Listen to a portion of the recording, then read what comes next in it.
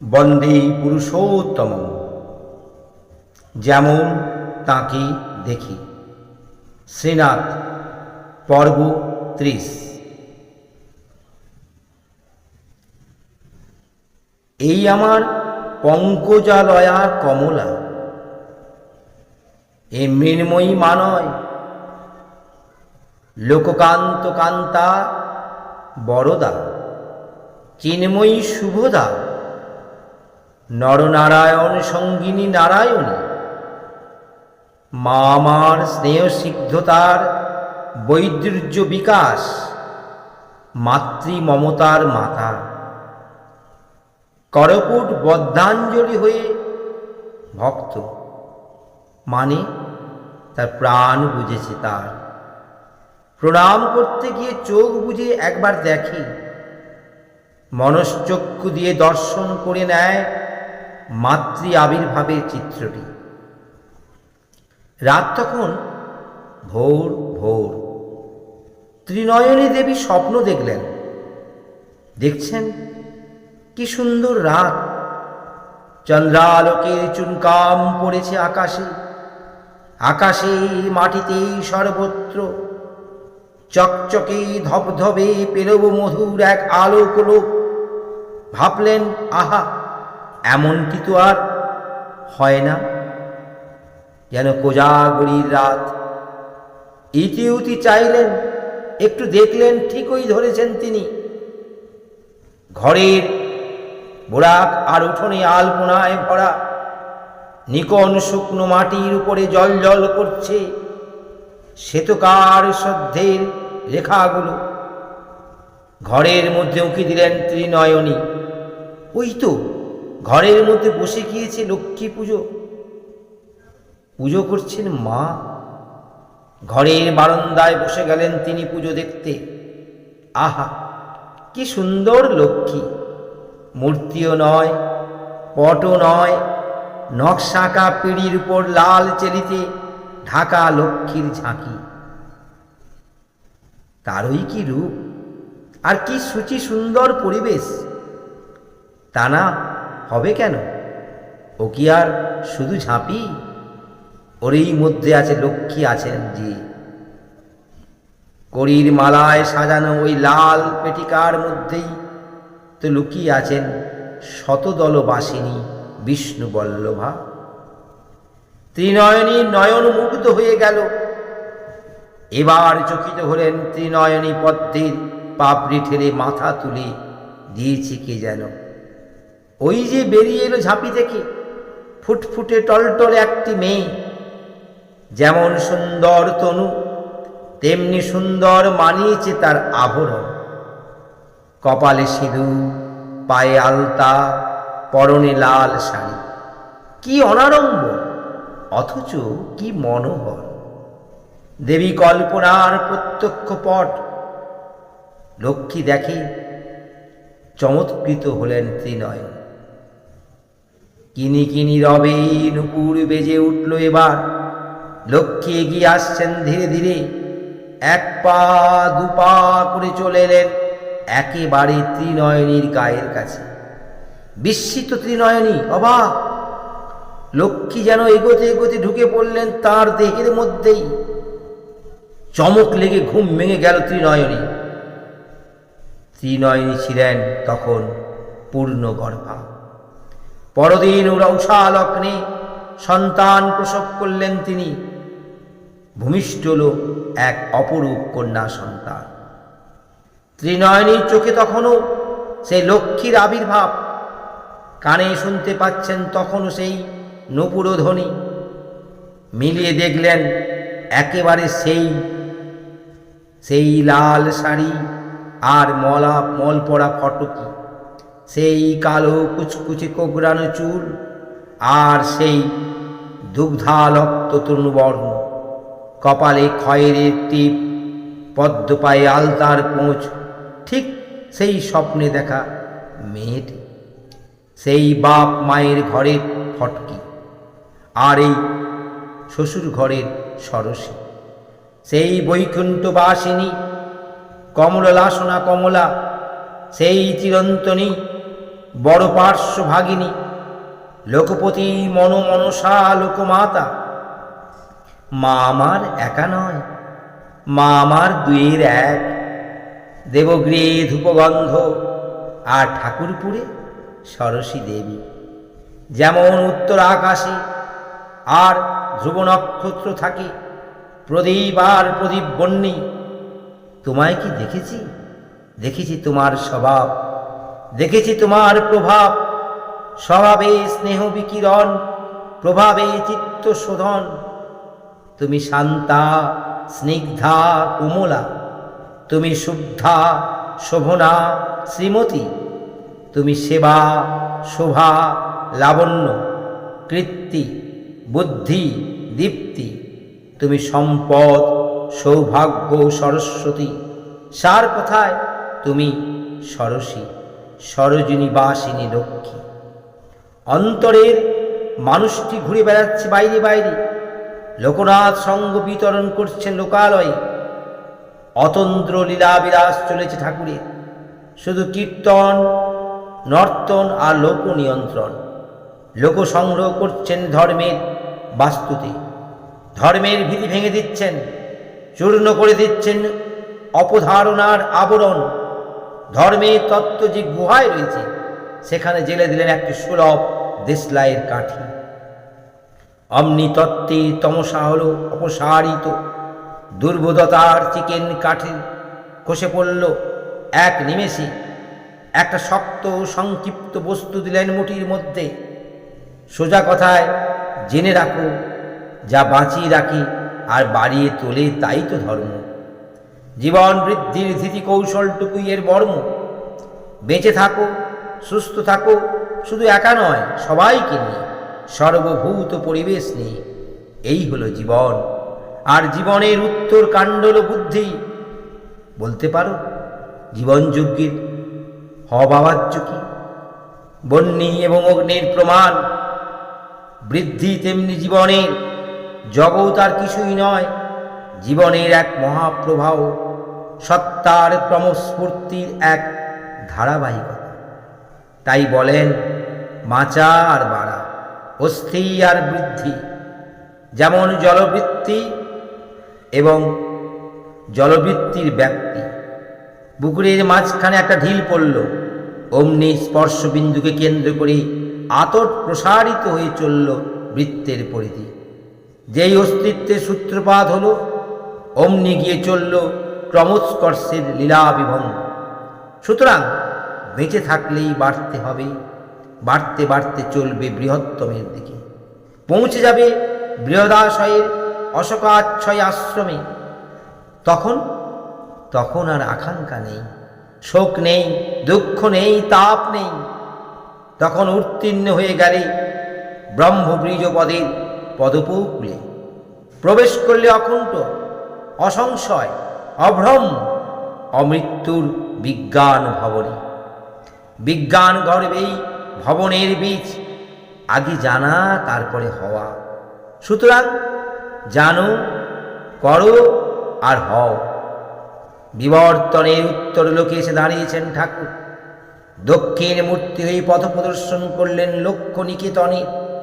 প্রমাদ অনটনের মাঝখানে দাঁড়িয়ে দাঁড় টেনে দিলেন একেবারে।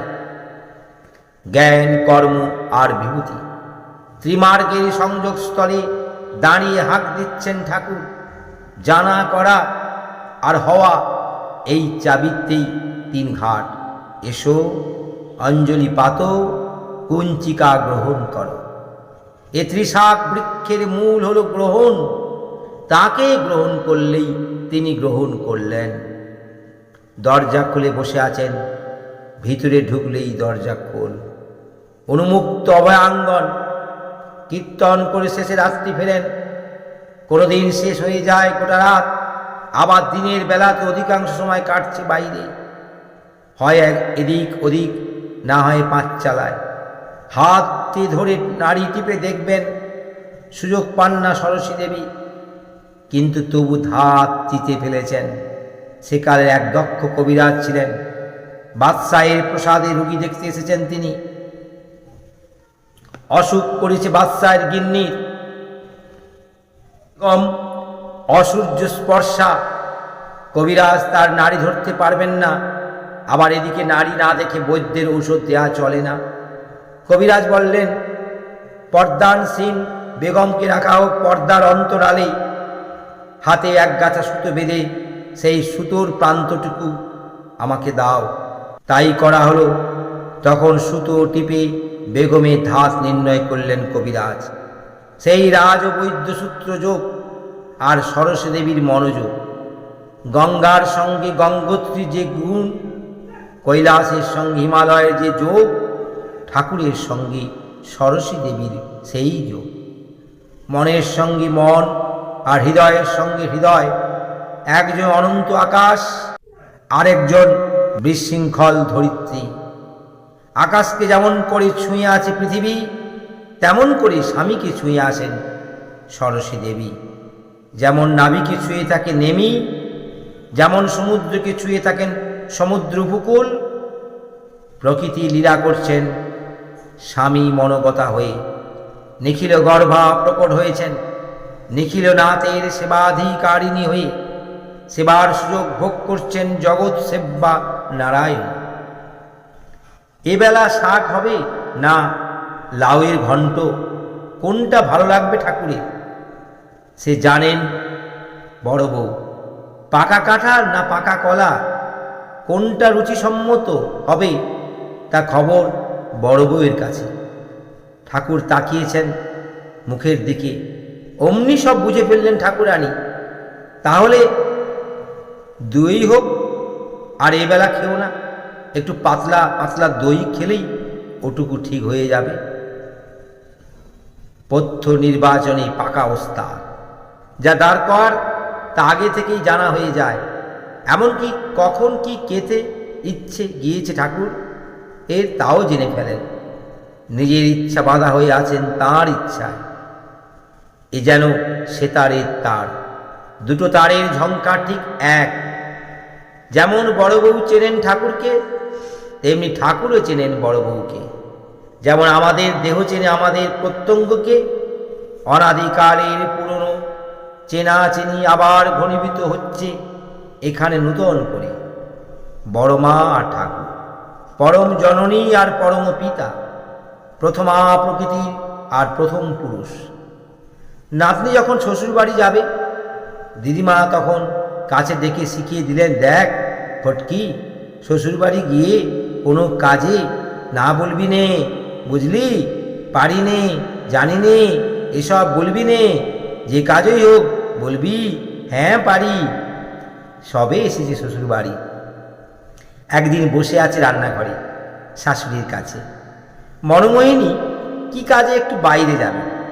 বৌমাকে জিজ্ঞাসা করলেন, বৌমা তুমি ভাত নামাতে পারবে তো? হ্যাঁ মা, পারবো, বিনম্রভাবে উত্তর দিলেন সরসী। তবে দেখো ভাতটা হয়ে গেলে নামিও। আর হ্যাঁ, ফ্যান গলাতে পারবে তো? ছোট্ট বৌমাটিকে সস্নেহে জিজ্ঞাসা করলেন মনোমোহিনী। হ্যাঁ মা, পারবো, সেই বিনত নম্র উত্তর। খুশি হলেন মনোমোহিনী, বললেন, নামিয়ে তবে ফ্যানটা গেল। শাশুড়ি চলে গেলেন। সরসী বসে রইল ফুটন্ত ভাতের দিকে তাকিয়ে। এদিকে কখন ভাতের জল শুকিয়ে গিয়েছে, ভাত লেগে গিয়েছে হাঁড়ির তলায়, ভাত পোড়া গন্ধে বাড়ি মাতোয়ারা। রান্নাঘরে দাওয়ায় বসেছিলেন পাশের বাড়ির চৌধুরী গিন্নি, বসন্ত চৌধুরীর মা।